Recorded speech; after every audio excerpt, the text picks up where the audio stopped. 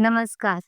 શું તમે સવારે પેટ સાફ ન થવાના કારણે દિવસની શરૂઆત જ ખરાબ થતી અનુભવી છે? વર્ષોથી કબજિયાત, પેટ ફૂલવું, રાત્રે ઊંઘ ન આવવી, પેટ ભારે લાગવું, આ બધી સમસ્યાઓ માટે દવા ખાઈને કંટાળી ગયા છો? તો તમારે ચિંતા કરવાની બિલકુલ જરૂર નથી. આજના આ વિડીયોમાં હું તમારી સાથે શેર કરીશ એક એવું ફળ જે તમે રાત્રે ખાઈને સૂઈ જશો તો સવારે તમારું પેટ સારી રીતે સાફ થશે. વર્ષો જૂની તમારી જે કબજિયાતની સમસ્યા છે એ ધીમે ધીમે તમને દૂર થતી જણાશે. આ કોઈ ચમત્કાર નથી, આ છે આયુર્વેદ અને કુદરતની શક્તિ. આયુર્વેદ કબજિયાત માટે શું કહે છે? કબજિયાત એટલે પાચન અગ્નિનું મંદ હોવું, આંતરડા સુકાઈ જવા અને શરીરની અંદર વાત દોષનું વધવું. જ્યારે ખોરાક સારી રીતે પચતો નથી ત્યારે એમાંથી બનેલો આમ ધીમે ધીમે શરીરમાં જમા થવા લાગે છે અને આ આમ જ એસિડિટી, કબજિયાત, પેટ ફૂલવું, વાળ ખરવા, થાક લાગવો આ બધી સમસ્યાનું મૂળ કારણ છે. ઘણા લોકો પેટ સાફ કરવા માટે વર્ષોથી લેક્ઝેટિવ દવા લે છે, પણ આ દવાઓ ધીમે ધીમે તમારા આંતરડાને આળસુ બનાવી દે છે. જ્યારે તમે લાંબા સમય સુધી આ લેક્ઝેટિવ લો છો ત્યારે તમારી જે કબજિયાતની સમસ્યા છે એ વધારે ગંભીર બનતી જાય છે. આ એક ફળ કયું છે? આ ફળ છે અંજીર, એમાં પણ સૂકું અંજીર. આયુર્વેદમાં અંજીરને મૃદુ વિરેચક કહ્યું છે, જે આંતરડાને નુકસાન કર્યા વગર પેટને સારી રીતે સાફ કરે છે. અંજીર વાત દોષને શાંત કરે છે અને આંતરડાની અંદર એક ભેજ આપે છે. એટલે અંજીર આજનું જ પેટ સાફ નથી કરતું, એ આંતરડાની કાર્યક્ષમતાને વધારે છે, આંતરડાની ગતિને ફરીથી કાર્યરત બનાવે છે, આંતરડાને પોતાનું કામ કરવા માટે તૈયાર કરે છે.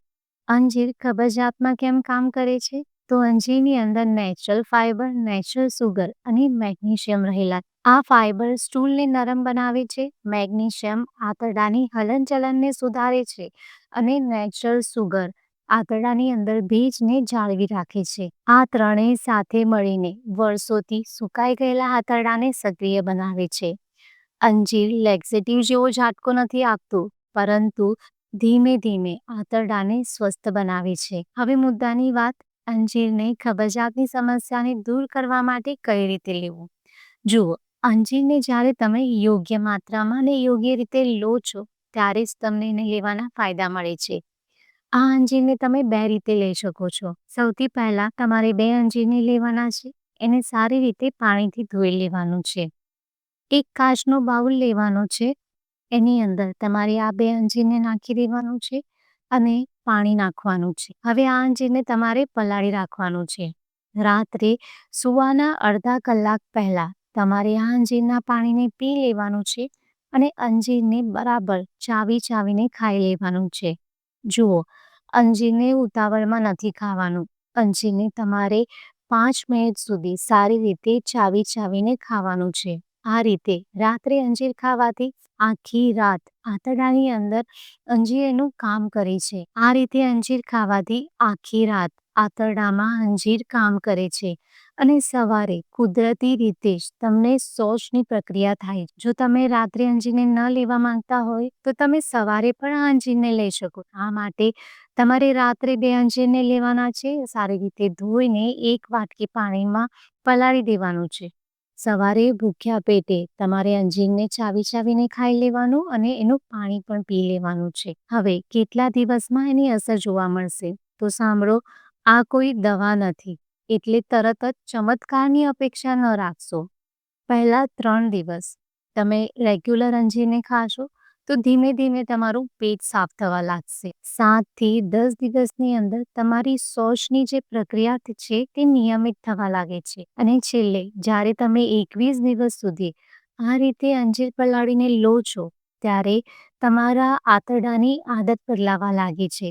તમારી કબજિયાતની સમસ્યા દૂર થવા લાગે છે. આ જે પેટ સાફ થવાની પ્રક્રિયા છે એ નેચરલ રીતે થવા લાગે છે, પણ શરત માત્ર એટલી જ છે કે આ પ્રક્રિયાને તમારે નિયમિત કરવાનું છે. એમાં નિયમિતતા ખૂબ જ અગત્યની છે. હવે મહત્વની વાત, અંજીર કેટલા પ્રમાણમાં લેવું? જુઓ, અંજીર પચવામાં ભારે છે, એટલે જેમની પાચન શક્તિ નબળી છે એમણે એક અંજીરથી શરૂઆત કરવી, અને જેમની પાચન શક્તિ ખૂબ જ સારી છે એમણે શરૂઆતમાં 2 અંજીરથી શરૂઆત કરવી. જો તમારી કબજિયાતની સમસ્યા ખૂબ જ ગંભીર છે તો તમે 3 અંજીર સુધી પણ ખાઈ શકો છો, પણ આ માટે તમારે ડૉક્ટરની સલાહ જરૂર લેવી. જો તમારી પાચન શક્તિ સારી નથી અને તમે અંજીરને વધારે માત્રામાં ખાઈ લો છો તો લૂઝ મોશન, પેટ ભારે લાગવું, ભૂખ ન લાગવી, પેટમાં ગરમી વધી જવી, આ બધી સમસ્યા થઈ શકે છે. કોણે સાવધાની રાખવી? ડાયાબિટીસના દર્દીઓએ અંજીરને મર્યાદિત માત્રામાં લેવું.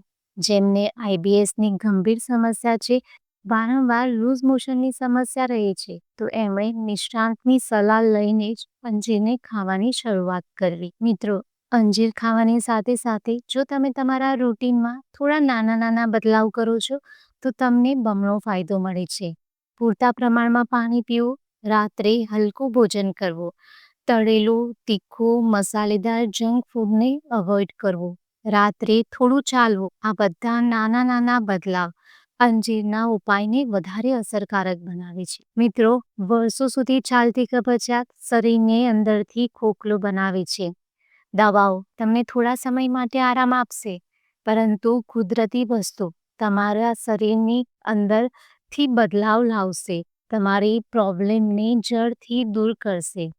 અંજીર ભલે નાનું હોય, પરંતુ એની અસર ખૂબ જ મોટી છે. જો તમે ધીરજ રાખશો અને કુદરત પર વિશ્વાસ રાખશો તો તમારું શરીર ચોક્કસ બદલાશે. જો તમને આ માહિતી ઉપયોગી લાગી હોય તો એને લાઈક જરૂર કરજો. તમારા ફેમિલી મેમ્બર્સ, ફ્રેન્ડ સાથે આ વિડીયોને જરૂરથી શેર કરજો. આવી જ આયુર્વેદિક માહિતી માટે અમારી ચેનલને સબસ્ક્રાઈબ કરવાનું બિલકુલ ભૂલશો નહીં. ફરી મળીશું એક નવા વિડીયો સાથે. ત્યાં સુધી હંમેશા સ્વસ્થ રહો અને કુદરત સાથે જોડાયેલા રહો.